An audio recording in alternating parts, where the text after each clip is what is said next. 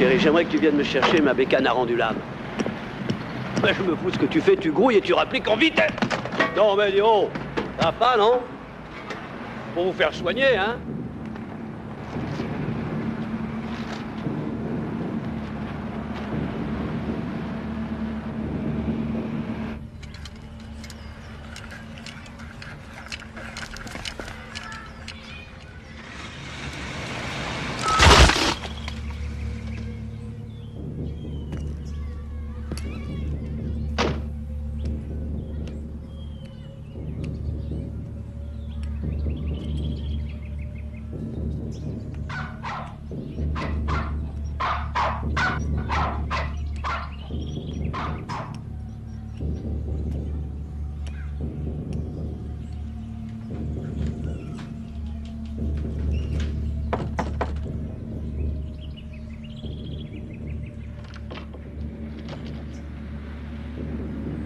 Sarah Connor.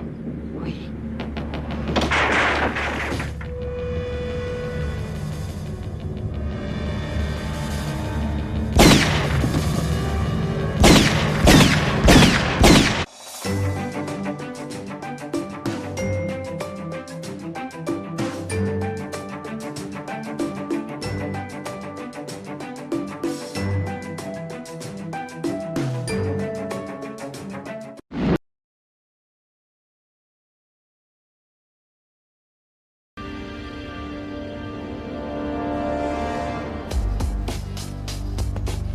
C'est un système, Néo. Et ce système est notre ennemi. Quand on est à l'intérieur, qu'est-ce qu'on voit partout? Des hommes d'affaires, des enseignants, des avocats, des charpentiers. C'est avec leur esprit qu'on communique pour essayer de les sauver. Mais en attendant, tous ces gens font quand même partie de ce système. Ce qui fait d'eux nos ennemis. Ce qu'il faut que tu comprennes, c'est que pour la plupart, ils ne sont pas prêts à se laisser débrancher. Bon nombre d'entre eux sont tellement inconscients et désespérément dépendants du système qu'ils vont jusqu'à se battre pour le protéger. Est-ce que tu m'écoutes, Léo? Ou est-ce que tu regardes cette femme en robe rouge? J'étais... Regarde encore. Pause.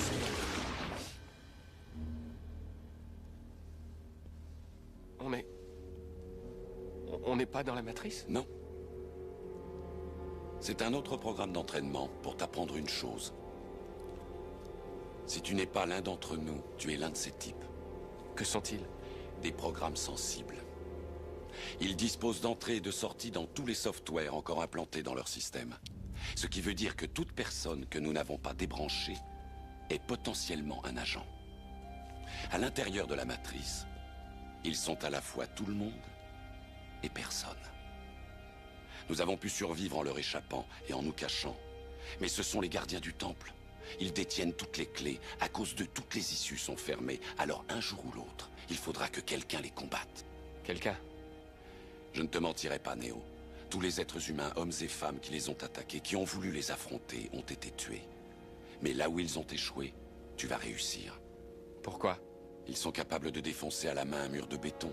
On ne peut pas les tuer en les criblant de balles. On passe à travers. Cela dit, leur force et leur rapidité sont limitées par un monde qui est bâti sur des normes. Par conséquent, tu auras l'avantage sur eux. Tu seras plus fort et plus rapide. Qu'est-ce que tu essaies de me dire? Que je pourrais éviter leurs balles? Non, Néo.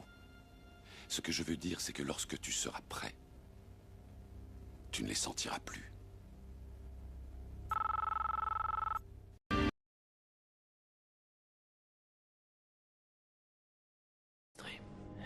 Désolé, mais un homme dans ma situation ne survit qu'en prenant toutes les précautions. Vous avez des infos à nous donner? Non, vous possédez déjà les informations, vous avez chaque nom, chaque date en tête, ce que vous voulez. Ce qui vous fait défaut, c'est une histoire. Une histoire peut être vraie ou fausse. Je vous laisse en juger par vous-même, inspecteur. Notre histoire commence, comme souvent les histoires de ce genre, avec un jeune politicien plein d'avenir. Il est profondément croyant et aussi membre du Parti conservateur. Il est plus qu'obstiné de nature et n'a aucun respect pour le processus politique. Plus il acquiert de pouvoir, plus son fanatisme s'affiche et plus ses partisans deviennent agressifs. Finalement, son parti initie un projet spécial au nom de la sécurité nationale. Ce projet au début passe pour être de la recherche en armes biologiques et se poursuit sans aucune limitation de budget, alors que son but véritable est le pouvoir. Une hégémonie totale, absolue. Le projet toutefois prend fin de façon brutale. Mais les efforts des protagonistes n'ont pas été vains. Une nouvelle technique de guerre est née du sang de l'une des victimes. Imaginez un virus, le plus terrifiant qui puisse exister, et ensuite imaginez que vous, et vous seul, ayez le remède. Si votre but ultime est le pouvoir, comment utiliser au mieux une telle arme? C'est ici que dans notre histoire, le loup sort du bois. C'est un homme, apparemment sans conscience, pour qui la fin justifie toujours les moyens, et c'est lui qui suggère que leur cible ne devrait pas être un ennemi du pays, mais plutôt le pays lui-même. Pour maximiser l'effet de l'attaque, 3 cibles sont choisies. Une école, une station de métro et un centre d'épuration. Plusieurs centaines de morts dès les premières semaines. Nous apprenons que Treewaters a bien été contaminé. Les autorités font tout pour endiguer l'expansion meurtrière du virus. A déclenché une vague de destruction dans les stations de métro. Alimentés par les médias, la peur et la panique se répandent rapidement, déchirant et divisant le pays jusqu'à ce qu'enfin le but véritable devienne évident. Avant les crises de Sainte-Marie, personne n'aurait pu prédire le résultat des élections de cette année-là, personne. Et ensuite, peu après les élections, voilà qu'advint un miracle. Certains crurent à une intervention divine, mais c'était l'œuvre d'une compagnie pharmaceutique contrôlée par certains membres du parti qui devinrent tous scandaleusement riches. Un an après, plusieurs extrémistes ont droit à un procès, sont condamnés et exécutés, pendant qu'un mémorial est élevé pour canoniser leurs victimes. Mais le résultat final, le vrai génie de ce plan, était la peur. La peur devint l'instrument suprême de ce gouvernement et le moyen pour notre jeune politicien de se faire nommer pour tenir le poste nouvellement créé de haut chancelier.